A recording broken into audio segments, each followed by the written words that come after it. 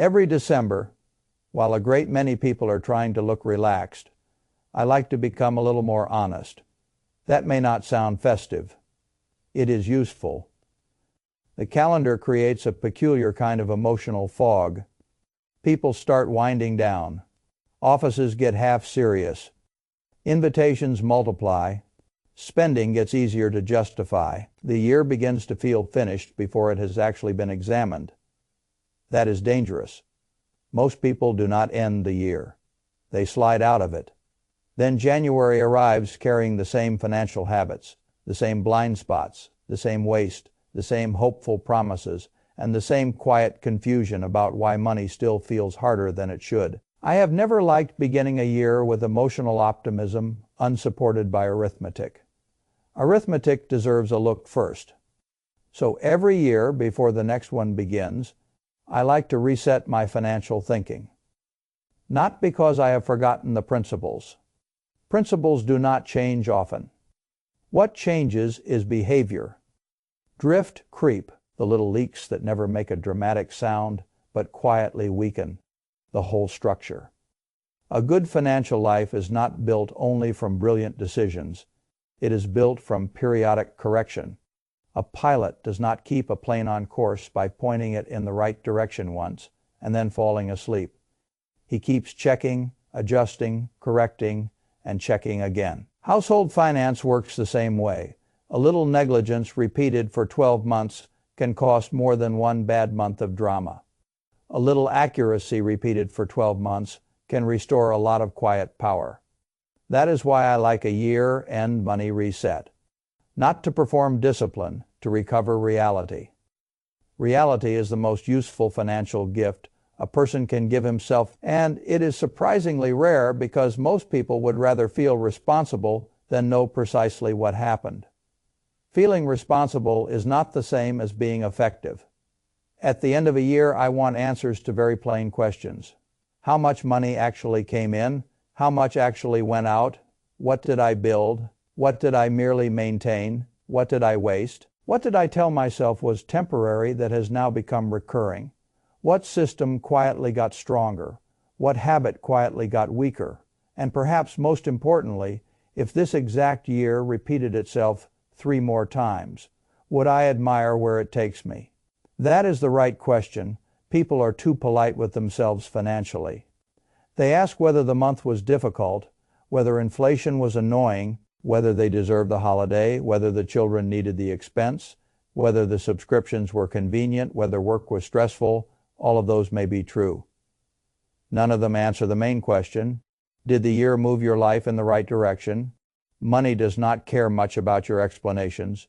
It obeys structure if your structure improved. The future got easier. The future got tighter. That is why the first thing I always do is what I call a money wrap. People enjoy those little year-end summaries from entertainment platforms because they turn ordinary behavior into an honest mirror. You suddenly see which songs you played too often, which artists dominated your time, which moods owned you more than you realized. There is usually a little embarrassment in that. Good.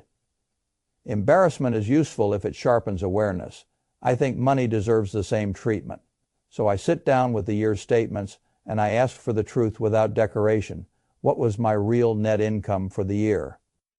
Not what I told myself I was making, not the number before tax that sounds flattering at dinner. The actual number that landed after tax, after withholding, after the world had already taken its share.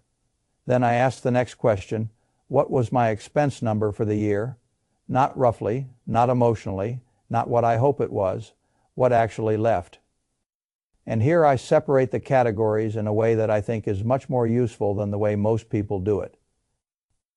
I begin with fixed costs, housing, utilities, insurance, groceries, transportation, debt payments, the operating machinery of life.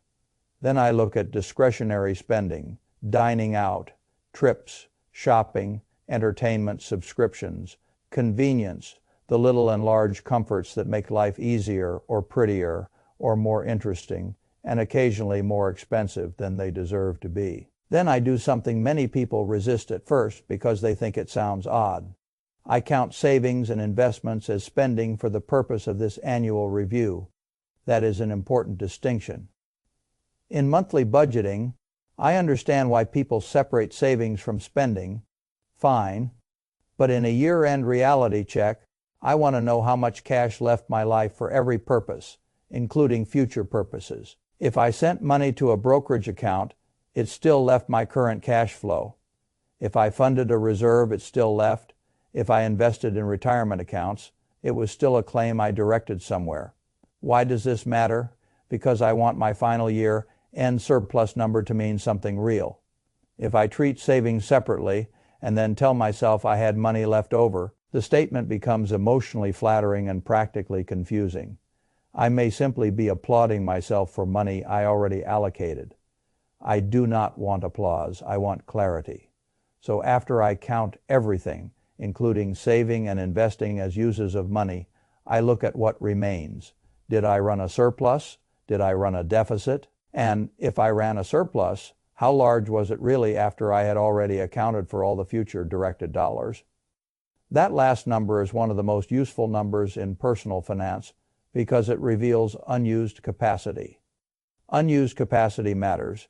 If you had $500 a month left after all living costs, all fun spending, all investing, and all saving, then you are not merely pleased with yourself. You are staring at optionality. That money could have had a job. It could have strengthened the reserve. It could have accelerated a debt payoff. It could have bought more productive assets. It could have been directed. When people do not know their unused capacity, they leave a surprising amount of power on the table and then go into the next year talking vaguely about needing more discipline. Know often they need better direction. That is what this exercise gives you. It also reveals patterns that emotion hides. Maybe winter spending explodes because darkness makes you compensatory. Maybe summer blows out because weddings, trips, and social obligations arrive in clusters. Maybe every time work becomes stressful, your discretionary spending gets soft in the middle and hard at the edges. Food delivery rises. Small comforts multiply, convenience charges bloom. None of this is random. People think spending is about math. It is also biography. It is mood. It is weather. It is loneliness. It is status. It is fatigue. That is why I want a year's worth of numbers in front of me instead of a single month's story. A month can lie. A year is harder to flatter. Once you do this honestly, the whole year becomes legible in a way that most people have never experienced. You stop guessing who you were with money and you start seeing who you are. That is not punishment. That is intelligence. The second thing I do at the end of each year is a full audit of recurring obligations. This is where the quiet nonsense lives. Modern life is full of tiny financial barnacles. They attach themselves invisibly.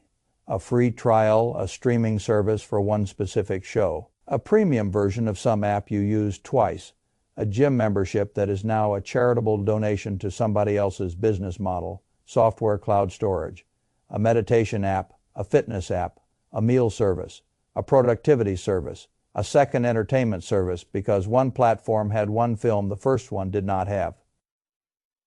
None of these charges is large enough to command moral seriousness on its own. That is why they survive. People keep waiting for one huge, stupid expense to identify the problem. Real life rarely works that way. More often it is $1,000 here, $800 there, $600 there, $200 there, all hiding under the label of monthly convenience. The annual audit strips away the disguise. I do not need to know whether a subscription is morally justifiable. I need to know whether I used it enough for it to deserve a place in the recurring architecture of my life. That is the test. Did it earn its recurrence? Recurrence is expensive. Anything that renews automatically is making a long-term claim on your future effort. It should be forced to justify itself.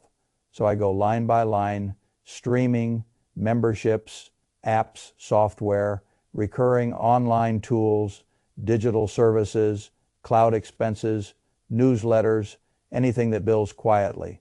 Then I do the same thing with larger recurring bills where the real money often hides. phone plans, internet, insurance, especially insurance. I have always found insurance companies respect inertia far more than loyalty. They count on the fact that most people would rather absorb a slowly rising premium than spend 10 minutes comparing alternatives. That habit is very profitable for the insurer and very expensive for the household. Car insurance is a perfect example. The numbers drift upward, not in a scandalous way, just enough to avoid becoming an argument in your head. Then one day you realize you have been donating several hundred or several thousand unnecessary dollars to administrative laziness over a few years. A comparison site or a few direct quotes could have fixed it. This is what I mean when I say that financial strength is often built through periodic correction rather than dramatic genius. There is another layer here. Recurring expenses are not only money questions, they are default questions. What have you made normal? That is one of the most useful questions in all of life. What has become normal around here? If an unused app is normal, what else is? If an overpriced insurance premium is normal, what else is? If a bad phone plan is normal, what else is? A household reveals its discipline in the things it stops noticing. I want to notice again, at least once a year. The third thing I do is rebuild the foundation. People love talking about growth because growth is flattering. Very few people want to talk about foundation because foundation is humble. The trouble is that growth built on weak foundation feels exciting right until it becomes humiliating. A person can tell himself he is investing aggressively, building wealth, participating in the future, and all the other phrases people use to make themselves feel advanced. Then a job loss, medical bill, family emergency, or simple bad year arrives, and suddenly his advanced structure has to liquidate at the wrong moment because it never had enough ballast underneath. That is not a wealth problem, that is a foundation problem. So I look first at the emergency reserve. Is it still large enough? Not was it once large enough. Large enough now. That difference matters. A reserve is not a trophy, it is a ratio. It must be compared against current obligations, not old memories. Maybe income rose, maybe housing costs rose, maybe you added a child, maybe you took on a lease, maybe insurance got heavier, maybe the reserve quietly shrank in practical terms, while the nominal number stayed the same. That is common. People save an emergency fund and then stop thinking about it as though safety were a one-time event. It is not. Safety is maintenance. I like 3 to 6 months of real expenses as a starting frame for most people, sometimes more, depending on work volatility or family structure. I do not think this number is sacred. I think the logic is sacred. Could you absorb an interruption without selling productive assets, taking bad debt, or allowing panic to start making decisions in your household? That is the point of the reserve. I also examine the balance between cash and investment capital. This is one place where popular financial language becomes very unhelpful. People either become lazy cash hoarders or reckless full allocation enthusiasts. One side loses to inflation in silence. The other side lives with unnecessary fragility. I admire neither extreme cash above a proper reserve, if it is not needed in the next several years, should usually be asked to become more ambitious. Inflation is a quiet thief. It does not kick in the door. It just keeps walking through purchasing power while people congratulate themselves for feeling safe. On the other hand, every spare dollar cannot be imprisoned in volatile assets, if doing so forces you to become a seller during ordinary life disruptions. So I want balance. Emergency money in something liquid and sensible. Long-term money in productive assets. Not all courage, not all caution. Properly arranged time horizons. That is another way of saying the same thing. A good financial life knows which dollars are for which decade. The fourth thing I do every year is check for free money and structural advantages that people routinely ignore. There is no romance in this category, which is why it is so neglected. Employer retirement matches, tax-advantaged accounts, unused allowances, charitable deduction structures where relevant tax loss harvesting, if that makes sense, in the specific case, These things are not thrilling.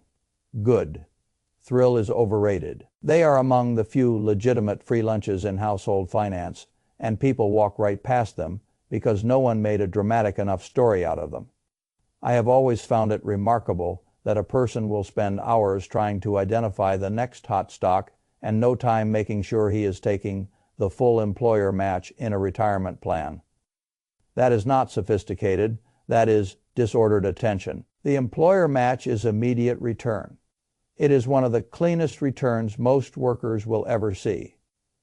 If it exists and you are not taking it, then you are not undereducated. You are underorganized. Tax allowances deserve the same seriousness. Many countries give households annual tax shelters or allowances that disappear when the year turns or when the relevant financial year closes. People mean to use them, then time drifts, paperwork irritates them, and the window closes. That is not bad luck. It is preventable leakage. I do not expect everybody to become an amateur tax attorney. I do expect an adult household to know when its local financial year resets and what allowances matter enough to be respected before the window shuts. Respecting the tax code is one of the least glamorous and most profitable habits available to ordinary people. Not by cheating it, by using it correctly. Fifth, I set goals for the next 12 months. Now, when I say goals, I do not mean decorative resolutions. I do not mean vague lines like be better with money or save more or spend less. Those are not goals. They are mood statements. A goal should be specific enough to direct behavior and simple enough to track. If you want $6,000 by year end, say $6,000 by year end. If that means $500 a month, then $500 a month, then $500 a month. If the number is too ambitious, reduce it or extend the timeline. There is no dignity in pretending. The point is direction. Money without direction behaves like water poured on a flat surface. It spreads into whatever shape the environment allows. That is exactly what happens in households with no plan. The month arrives, bills arrive, conveniences arrive, impulse arrives, and the money simply finds low points to settle into. When a household has a goal, the money gets a vector. This year we are building the reserve to $12,000. This year we are clearing the last of the car debt. This year we are maxing the retirement match and funding the IRA. This year we are raising our annual savings rate from 12% to 16%. That is useful. Then I build the year from there, projected income, expected savings and investing, known major costs, flexible categories. The point is not to predict reality perfectly. Reality has no interest in your beautiful spreadsheet. The point is to stop drifting blindly. A map that needs adjustment is still superior to wandering. And if the year changes on you, good, change the numbers. Adjust the map. That is not failure. It is maintenance. The sixth and final thing I do is the most important because it is what turns all the earlier insight into actual behavior. I build the money operating system. Most financial failure is not caused by ignorance. It is caused by friction. A person knows he should save. He knows he should invest. He knows he should check bills, fund the reserve, capture the match, and move surplus into something useful. He still does not do it because every good decision is treated like a fresh act of virtue that must be manually re-won against fatigue, distraction, and life. That is too hard. Good systems reduce virtue requirements. This is why I automate standing orders into savings, automatic contributions into investments, bill payments timed intentionally, sinking funds for predictable, irregular costs like holidays, maintenance, insurance renewals, travel, gifts, school costs, or yearly memberships. Anything predictable should stop pretending to be a surprise and start getting monthly preparation. That alone removes a shocking amount of anxiety from a household. I also believe strongly in reducing friction around good decisions and increasing friction around bad ones. This is a habit principle, not a finance principle, though it becomes incredibly powerful in finance. If your reserve account sits in the same checking environment as your daily spending, it is too easy to invade. If the investment transfer requires 7 steps and remembering 2 passwords while dinner is burning and a child is crying, it is too hard to maintain. If shopping emails are arriving every morning and your savings dashboard is buried where you never see it, do not pretend this is all a test of noble character. Fix the environment. The environment is part of the strategy. A person who wants to eat fewer sweets does not store cookies on the pillow and broccoli in a locked garage. Yet people arrange their money that way all the time. Temptation is made frictionless. Discipline is made annoying. Then they blame themselves. No design better. Put the reserve in a separate institution if needed. Put investing on autopilot. Remove purchase triggers from your inbox. Make progress visible. Make bad behavior slightly harder. That is what operating systems do. They convert knowledge into default. Once the system is built, you do not need to think about money all the time. That is one of the great misunderstandings in this whole field. People imagine a good money life must involve endless vigilance, constant guilt, and continuous spreadsheet worship. It should not. A good system exists so that money can do its job while you do yours. This is why I like a simple dashboard too. Nothing grand. Just the ability to see key numbers at a glance: cash reserve, investments, debt, upcoming known obligations, savings rate. Progress toward the year's 2 main goals. Visible progress is powerful. Humans like progress. If you make progress visible, you reduce the emotional cost of staying disciplined. And the great irony is that once the system is doing most of the heavy lifting, money occupies less mental real estate, not more. That is freedom, not the absence of all constraint, the absence of constant low-grade confusion. Now, if you stand back from these 6 steps, a bigger truth appears.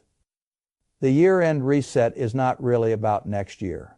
It is about identity. It asks a more serious question than how much did you save or what did you spend. It asks, what kind of operator are you becoming? Are you somebody who knows what happened to your money? Are you somebody who notices the leaks? Are you somebody who maintains the foundation? Are you somebody who captures structural advantages instead of leaving them lying around unused? Are you somebody who gives each new year a financial direction instead of entering it with a hangover and a slogan? Are you somebody who builds systems stronger than moods? Those are character questions disguised as money questions. And that is why this ritual matters to me. Because finance is not just about net worth, it is about reliability. Can your future self rely on your current self to build systems instead of excuses? A surprising amount of life can be improved by answering yes to that question consistently. People like to say they want more discipline. Discipline is useful, but discipline unsupported by design is fragile. I prefer design. I prefer a household in which the good decision happens with little drama. I prefer a person who has arranged his financial environment so that generosity, investing, reserve building, and long-term thinking are easier than short-term leakage and unstructured waste. That is how ordinary people become financially strong without needing to become financial obsessives. And because this is the season when people begin making promises to themselves, let me end with this. Do not begin the next year emotionally. Begin it truthfully. Run the numbers. See the patterns. Cut the dead weight. Rebuild the foundation. Claim the free advantages. Choose 1 or 2 serious goals. Then automate the machinery. Do that, and the next year does not need to be perfect to become valuable. It only needs to be directed. Direction matters more than intensity. Intensity fades. Direction compounds. That is the whole point. A little correction now can save an enormous amount of wasted motion later. And wasted motion, in money as in life, is often the real cost people do not know they are paying until years have gone missing. I would rather know now. I would rather correct now. That is what the money reset is for.